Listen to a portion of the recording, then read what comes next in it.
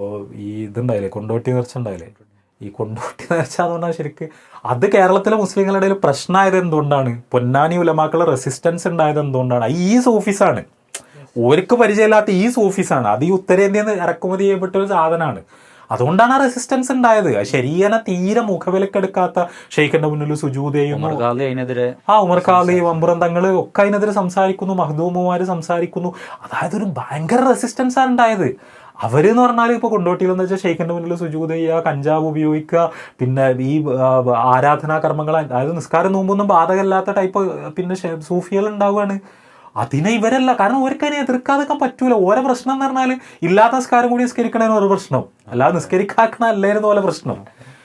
അത് അങ്ങനെ ഉണ്ടല്ലോ, ഒരു വിഷയം എന്ന് പറഞ്ഞാൽ വേറെ ആയിരുന്നു. അപ്പോൾ ഈ കൊണ്ടോട്ടി നേർച്ച പുനരുജ്ജീവിപ്പിക്കപ്പെടുക എന്ന് പറഞ്ഞാൽ ഈ ടൈപ്പ് അത് ഇങ്ങനത്തെ ആൾക്കാരാണ് ഇതിൻ്റെയൊക്കെ ഒരു സംഘാടകരായിട്ട് നമ്മൾ മുന്നിൽ കാണും. അപ്പോൾ ഞാൻ ഈ കൊണ്ടോട്ടി നേർച്ച ഉണ്ടായ സമയത്ത് പോയി കണ്ടൊരു ആളാണ്. അതായത് ഞാൻ ചെറുപ്പത്തിൽ എൻ്റെ ഉമ്മാൻ്റെ വീട്ടിൽ വള്ളോമ്പുറത്താണ് എൻ്റെ ഉമ്മാൻ്റെ വീട്. ഈ കൊണ്ടോട്ടിൻ്റെ വളരെ അടുത്തായതുകൊണ്ട് ഇങ്ങനെ ഭയങ്കര വ്യാപകമായ അവിടെ സെലിബ്രേഷൻസ് ഒക്കെ ഉണ്ടാകാറുണ്ടായിരുന്നു. ഇപ്പോൾ ഇത് രണ്ടാമത് തുടങ്ങിയപ്പോൾ ഞാൻ 1-2 ദിവസം അവിടെ പോയി നോക്കിയിരുന്നു.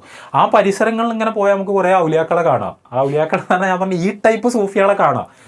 അവർ ഈ സൂഫി മ്യൂസിക് എന്നൊക്കെ പറയണ ഹെവിലി കൊമേഴ്ഷ്യലൈസ്ഡ് ആയ, ഈ ലക്ഷങ്ങൾ മറിഞ്ഞുകൊണ്ടിരിക്കുന്ന, ഈ പിന്നെ എല്ലാ സ്ഥലത്തും വളരെ ഓർഗനൈസ്ഡ് ആയി വളരെ വൃത്തിയിൽ ഇങ്ങനെ നടക്കുന്ന സൂഫി മ്യൂസിക്കാണ് നമ്മൾ കാണുന്നത്. അതല്ല, അതിൻ്റെ ഒരു ഒറിജിനൽ സാധനം ഉണ്ടല്ലോ, ഈ ദർഗൻ്റെ പരിസരത്തൊക്കെ ഇരുന്ന് ഈ ഒരു വേഷഭൂഷാദികളോടുകൂടി ഇങ്ങനെ ദർവീഷുമാരിങ്ങനെ ഇരുന്ന് പാടുന്നത്, അത് ആ സമയത്ത് അവിടെ പോയി നോക്കിയാൽ കാണാമായിരുന്നു. ഞാനങ്ങനെ പോയി അങ്ങനെ ഒരു കൗതുകത്തിൽ ഇത് കാണാൻ വേണ്ടി ഇങ്ങനെ കുറേ കേട്ടിരുന്നതാണ്. ഈ ദർഗൻ്റെ പരിസരത്തൊക്കെ ഇങ്ങനത്തെ കുറേ പിന്നെ ആൾക്കാർ വന്നിരുന്ന് ഇങ്ങനെ പാടുന്നത്.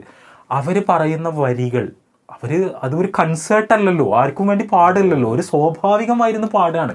ഒരെ കണ്ടാൽ തന്നെ നമുക്കറിയാം, ഒരു വേഷഭൂഷാദികൾ രീതികളൊക്കെ കണ്ടാൽ അതിലവർ അവതരിപ്പിക്കുന്ന ആശയങ്ങൾ, അവർ സിറ് എന്ന് പറഞ്ഞിട്ട് അവർ എക്സ്പ്രസ് ചെയ്തുകൊണ്ടിരിക്കുന്ന കാര്യങ്ങൾ, ഞാൻ പറയുന്നു ഒരിക്കലും കേരളത്തിലെ സമസ്ത കേരള ജമിയത്തുൽ ഉലമക്ക് അംഗീകരിക്കാൻ കഴിയുന്ന കാര്യങ്ങളേ അല്ല അത്. കേരളത്തിൽ ഒരു മുസ്ലിം സംഘടനക്കും അംഗീകരിക്കാൻ കഴിയുന്ന കാര്യങ്ങളേ അല്ല അത്.